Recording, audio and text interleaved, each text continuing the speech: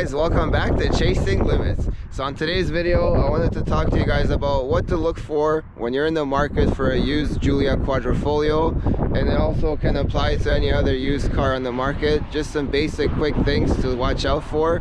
So let's get into it.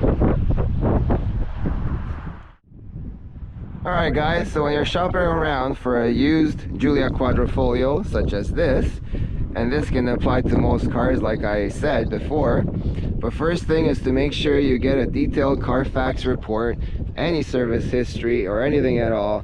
This is going to tell you whether it's been in any accidents or had any prior claims, and it's also its service history and where it was done, where it was done and the frequency of it. Now keep in mind though that at least for here in Ontario, any claims under $2,000 does not go on Carfax, so be mindful about that. Once you are satisfied with the history and all that stuff, now you can physically look over the car very carefully. Make sure you take your time and don't rush. Alright, so some of the common things particular to the Giulia Quadrifoglio, I'm going to pop the hood for you guys here.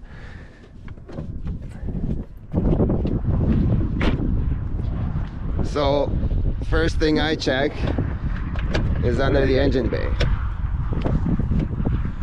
So make sure it's clean. That's going to tell you a lot about the previous owner, if you took care of it or not. So in this particular example, it's very clean because I keep it clean myself. But yeah, common things: radiator leaks. So you want to make sure there's no sign of leakage, dried out coolant, anything like that. Look at the coolant levels, make sure everything is where it should be at the correct levels, like that. Next thing you want to do is pop this cover, look underneath, make sure there's no leaks by the valve cover seals. Apparently if you guys have a leak at that area, it's going to be very expensive to fix, as they have to drop the engine, I believe. So labor wise, that's super intensive. I'm sure the parts are relatively inexpensive in comparison. But yeah, just have a look around. Also, while you're here, for the Giulia Quadrifoglio, you have the oil dipstick, so just pull that out. Make sure oil level is good, clean, and yeah, just have a look around. Make sure there's no sign of repaints. Make sure everything, all the panels line up properly, perfectly, as they would from factory. So yeah, make sure there's no sign of rust spots, because that could indicate prior accidents, which wouldn't have been done properly, depending which shop does the work. So yeah, that's pretty much here. That's pretty much it for the engine bay. While you're at the front, look at the headlights, make sure there's no cracks, no condensation. You can look underneath the splitter. Again, make sure there's no cracks underneath or scratches. Oh, I got some leftover leaves in there from last fall.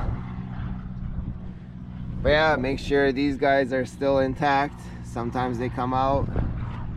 So yeah, that's pretty much it for the engine bay. Now when you get to the wheels, brakes, tires, make sure everything looks good. There's no excessive curbage on the rim. So in this case, they're perfectly mint condition. You can look at the brake rotors. If you have the steel rotors, you can run your finger across, make sure it's all straight and not wobbly. If it's wobbly, that indicates the rotors have been warped. So you got to take that cost into consideration, because brakes on this car are super expensive, especially if you have these carbon ceramic brakes. Also, at the tire, make sure all tires, you want to have the same brand, the same type, at least on the same axle.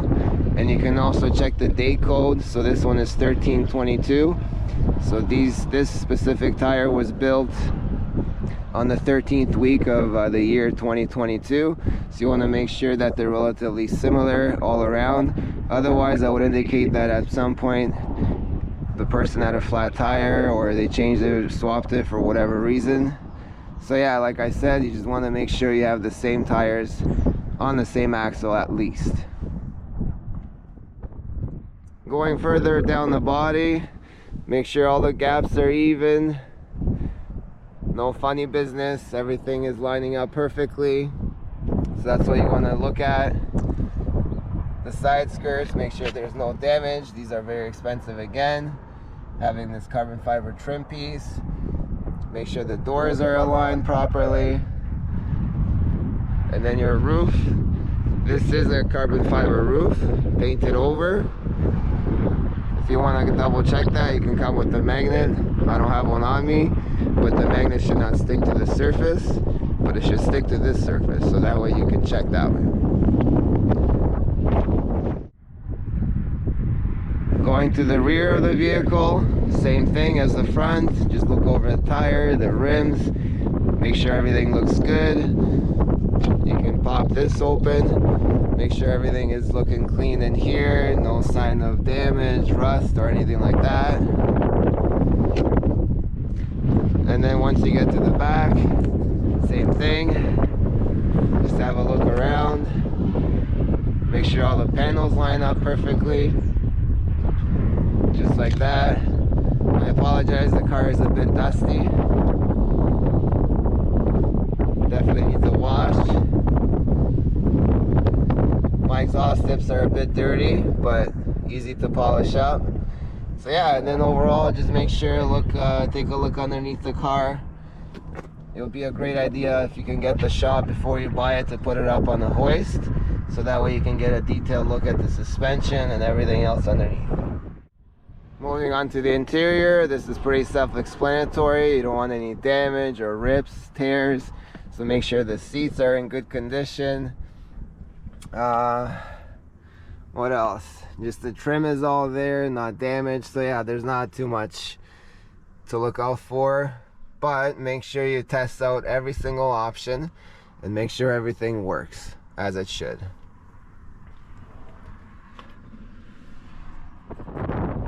So obviously, if you're still happy with everything that you saw and checked, its history, etc., obviously you're gonna go for a test drive. What I do is I always turn the radio off and turn the vents off. That way you can hear any little squeak or rattle or any imperfection like that.